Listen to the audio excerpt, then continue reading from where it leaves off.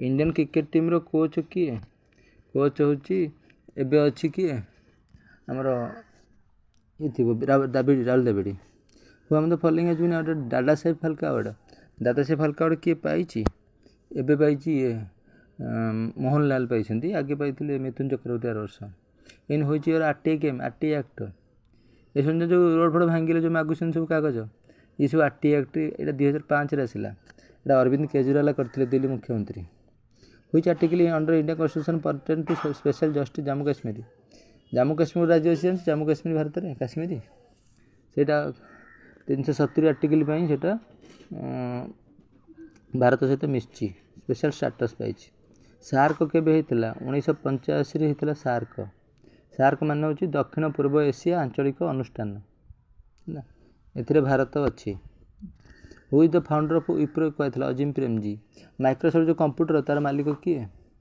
Bill Gates ये जो Twitter मालिक किए इलन मस्क ये जो रॉकेट जाऊँगी ऊपर को तार मालिक किए Elon Musk headquarter of UNESCO headquarter कौन यूनेस्को मान हूँ तुम जो अंडा छतुआ मागणा पाच United Nation Educational Social Culture Organisation तुम पाच यूनिसेफ्टा माने यहाँ United Nation Children's Emergency Fund तुम जो बहीपत्र सब मिलूँ खाद्य खाद्य सब यूनिसेफ जो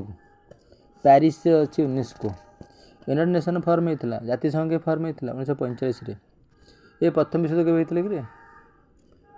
1914 होता प्रथम विश्वयुद्ध द्वितीय विश्वयुद्ध होता 1939 who among the following has been honour with Bharat Ratna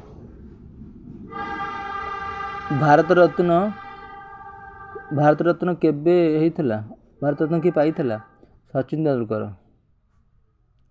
which country won the world cup social title 2014 हूँ ए वर्ष 14 तो पाई जर्मनी ए वर्ष वर्ल्ड कप पाई नेदरलैंड पाई थर ना पर्तुगाल पाई अर्जेंटीना पाई वर्ल्ड कप मेसी आसन इंडिया को जानते ना जान टीवी देख मेसी से पाई वर्ल्ड कप अर्जेंटीना तापर ये ब्रिटिश गला state demand under the permanent settlement fix state demand under the permanent settlement was fix होता 89% रेंटल नहीं ये परमानेंट सेटलमेंट हूँ चिरस्थायी बंदोबस्त केते परसेंट होता 99% जो इंग्रेज मैंने थे से आमर लोक 99% नौले धान माने शस्य Magna Carta of English education in India केबे आसला उडेस्पास 1954 आसला ना 1854 हवा कथा Magna Carta of Indian education 1835 आसला Magna Carta of English education ए भारत को इंग्लिश शिक्षा केबे आसला 1835 रे तुम जो इंग्लिश पढ़ुछ तापर इंग्लिश नथिला 1835 रे लॉर्ड मैकॉली करथिले what are the real intention of British government behind the partition of Bengal YouTube सब शुण बसिक शुणिले बहु पाठ हो what are the real intention of British government behind the partition of Bengal to stem rising tide of nationalism जो British government Bengal partition मान जो बेंगल जो भाग है आपको किए करथिला ब्रिटिश करथिले कहीं कौन है to stem rising tide of nationalism कहीं भांगे से भारतीय मैंने जो भारत मान भर देश मातृत्व बुद्धि पाइला मैंने भल पाइबा जो लोक मैंने इंग्रेज मान आंदोलन कले से इंग्रेज मैंने कौन कले जो हिंदू मुसलमान को अलग करदे आंदोलन कमिगला तू इन जाऊ देश में लड़िया को तुम घर बर्तमान क्या देह खराब हो देश में लड़ी पारू बुझीपाल तो सेमती एम मिसिक लड़ौले आपको इंग्रेज मैंने लड़े हिंदू मुसलमान हणाणी हेले आ इंग्रेज कथा भूली गले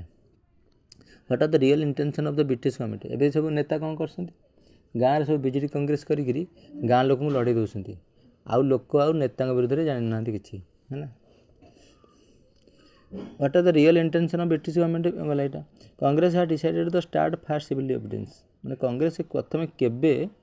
प्रथम सिविल डिसोबीडियंस माने आईन अमान आंदोलन आरंभ कला ये तो होता गांधी करते एठी पोरबंदर ठू जाइए साबरमती आश्रम किंतु कांग्रेस करथिला रेडी बरदलीय करथिला हाँ ठीक अच्छे बरदलीय करथिला ये सरदार वल्लभ पटेल ये भारत को किए एकाठी करते ଭାରତ ଭାଗ ଭାଗ ହେଇଥିଲା 1947 ମସିହାରେ ସବୁ ରାଜ୍ୟକୁ ଏକାଠି କିଏ କରିଥିଲେ? ସର୍ଦ୍ଦାର ବଲ୍ଲଭଭାଇ ପଟେଲ କରିଥିଲେ। ଇଏ କିଏ ସତ୍ୟାଗ୍ରହ ଆନ୍ଦୋଳନ ଭାରତ କିଏ କରିଥିଲେ? ଶିବାୟ ସତ୍ୟାଗ୍ରହୀ ଆନ୍ଦୋଳନ କିଏ କରିଥିଲେ? ଆରେ ଗାନ୍ଧିଜୀ କରିଥିଲେ। ଗାନ୍ଧିଜୀ ବି ଜାଣିନ?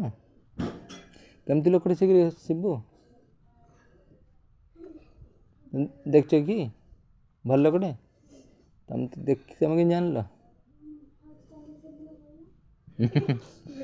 ଆରେ ସେଟା ଲୁଗା ପିନ୍ଧିକି ଚଷମା ପିନ୍ଧି ନଥିବେ, ବାଡ଼ି ଧରିଥିବେ ସେ ଗାନ୍ଧିଜୀ। ରିଜଲ୍ୟୁସନ୍ ଅଫ୍ ପୂର୍ଣ୍ଣ ସ୍ୱରାଜ ରିଜଲ୍ୟୁସନ୍ କେବେ ପାସ୍ ହେଇଥିଲା?